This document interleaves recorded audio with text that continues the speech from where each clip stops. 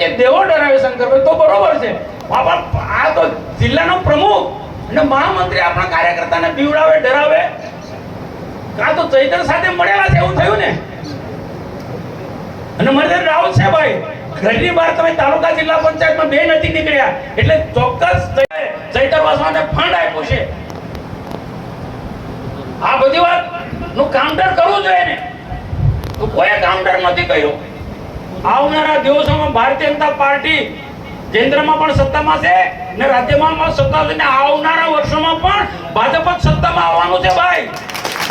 આમ આદમી પાર્ટી પોતે કે પંજાબમાં ચૂંટણી આતે જો દિલ્હીમાં સફાયા બોલાઈ ગયા એ રીતના પંજાબમાં પણ સફાયા બોલવાના છે. અને અહીંયા આ વિધાનસભાની ચૂંટણી આવે ત્યારે લખી રાખજો, આ ડેડિયાપાડા વિધાનસભા ભારતીય જનતા પાર્ટીને છે ને રાજપીપળા વિધાનસભા પણ ભારતીય જનતા પાર્ટીને હશે. ભારતીય જનતા કાર્યકર્તા વિચારધારાને ભરેલો કાર્યકર્તા છે. ભૂતકાળમાં આ બધી સીટો લડેલા છે, જીતેલા છે. અમારા માટે નવું નથી, પણ તાલુકાનું સંગઠન, જિલ્લાનું સંગઠન ને ચૂંટાયેલા પ્રતિનિધિઓ અને સિનિયર આગેવાનો એક બધા સાથે મળીને એક વ્યૂહરચના કરીને એ કોંગ્રેસ હોય કે આમ આદમી પાર્ટીના હોય એમની સામે લડવું પડે. હવે કોંગ્રેસના એકને લડ્યા છે, પણ જે ખોટો પ્રચાર અપપ્રચાર જે આમ આદમી પાર્ટીના ચૈતર એન્ડ કરે છે, કોંગ્રેસના લોકો નહોતા કરતા. કોંગ્રેસના લોકો સાથે આવું ઘર્ષણ નહોતું થયું. કોઈ ભૂતકાળના અહીંયા કોઈના કોઈ ધારાસભ્યના પત્ની મારા એમપી વિરુદ્ધમાં કોઈ સ્ટેટમેન્ટ નથી આપ્યું. આ આમ આદમી પાર્ટીના સંસ્કાર તો જુઓ. અને બીજું શું થયું? એ મેં મુદ્દો લીધો તો વાળા જીતી ગયા ને. આ સંસ્કારી માણસો જીત્યા કે અસંસ્કારી? આનું કાઉન્ટર કરવું જોઈએ આપણા લોકોએ. ક્યાં કોઈ દિવાળી હોય કે આ હોય તે વસ્તુ અલગ છે, પણ ગમે ત્યાં સભાની અંદર બહેનોને મુઠ્ઠીવાળી કે બહેનો કરો.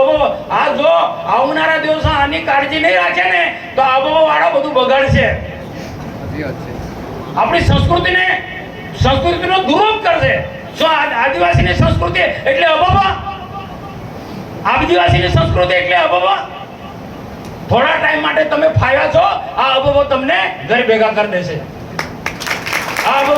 તમને એની સાથે સંસ્કાર જોડાયેલા જ નથી. એની સાથે સંસ્કાર જોડાયેલા નથી.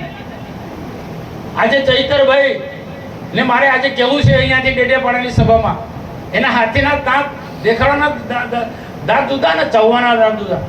આદિવાસીના હક ને અધિકારની વાત કરે છે, આદિવાસી ઉપર જુલ્મ થાય, આ થાય, બધી વાતો કરે છે. જેઆરડીસીઓમાં બધા રેડ પાડવા માટે જાય જાતે ધારાસભ્ય તરીકે. કેમ ત્યાંનો ધારાસભ્ય નથી ભાઈ? ત્યાંનો ધારાસભ્ય નથી, ઝઘડિયાનો ધારાસભ્ય એની રીતના, પણ મર્યાદામાં રજૂઆત થાય ને. કોઈનું શોષણ થતું હોય એની મર્યાદામાં રજૂઆત કરો. અને એવા જવાબ મર્દ છે ચૈતર વસાવા. તો હું ચૈતર વસાવાને અહીંયાથી પૂછું કે કરજણની અંદર બે આદિવાસીઓને રેત માફિયાએ માર્યાથી વિડીયો ફરે છે. કેવો ભયંકર રીતના સખત માર માર્યો છે આદિવાસીને, ડ્રાઈવરોને. ને એક ઝઘડિયા તાલુકાનો છે અને એક કરજણ તાલુકાનો છે. આજે રાજપીપળા સિવિલમાં છે. અને બીજો કોણ છે ખબર છે? એક આમ આદમી પાર્ટીનો કાર્યકર્તા. ધારાસભ્ય તરીકે પૂછો તમે, ઝઘડિયા અને પેલો છોટાઉદેપુર ને બીજું કઈ કઈ દોડે છે, કવાંટ ને બધે દોડે છે. તો આદિવાસી દવાખાનામાં રીબાય છે. કોઈ આમ આદમી પાર્ટીનો ત્યાં આદિવાસીની ખબર લેવા નથી, એનો આમ આદમી પાર્ટીનો કાર્યકર્તા છે. કેમ ભાઈ? મેં તો જ્યાં કહેવાનું ત્યાં કીધું છે, પોલીસને કાયદેસરની કાર્યવાહી કરે.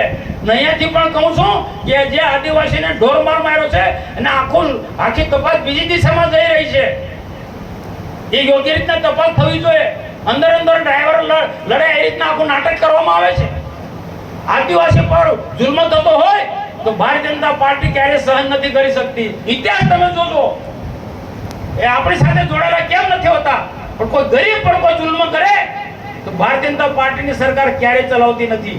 ચૈતરભાઈને મારે પૂછું છું કે તમારા કાર્યકર્તા જે ઇન્દોરનો કાર્યકર્તા છે એને ઢોરમાર મારવામાં છે કરજણની અંદર, માફિયા હોય, સુરત રેતી માફિયા હોય, તો તમે શું આજે તમારું શું સ્ટેટમેન્ટ છે? આજે 3 દિવસ થઈ ગયા, એક પણ દિવસ ચૈતર વસાવા એ ખબર અંતર પૂછી નથી. બીજી બધી જગ્યાએ કઈ પોલીસની તવાઈ કરે, કઈ કાયદેસરની કાર્યવાહી કરો, કાયદાનું કામ કરે. તો હવે તું કેમ ચૂપ છે ભાઈ? ચૈતર વસાવા કેમ ચૂપ છે? આ બધું આને ઓળખજો ભાઈ. એક નંબરનો જુઠ્ઠોનો ઠગ છે ને જુઠ્ઠાણું ફેલાવી ખોટો અપપ્રચાર કરી ના તાલુકા પંચાયત ના જિલ્લા પંચાયત જીતી ગયા છે. પછી સચ્ચાઈથી નથી જીત્યા. ના આપણા લોકો ભ્રમમાં રહ્યા કે આપણે આટલા કામો કર્યા છે. બહુ કામો બધા કીધા, બધા જાણો છો, એટલે આપણે જીતી જઈશું. ને જે રીતના આપણે જુઠ્ઠા લોકોને જવાબ આપવો જોઈએ, જુઠ્ઠા લોકોને કાઉન્ટર કરવા જોઈએ, એ આપણે કાઉન્ટર નથી કરી શક્યા. એનું આ બધું આ પરિણામ છે. પરંતુ કોઈ હતાશ થવાની જરૂર નથી. આવનારા દિવસોમાં કોઈ તમને નીલ ડરાવે કે ભોલો ડરાવે એનાથી ડરવાની જરૂર નથી. આપણે ચૈતર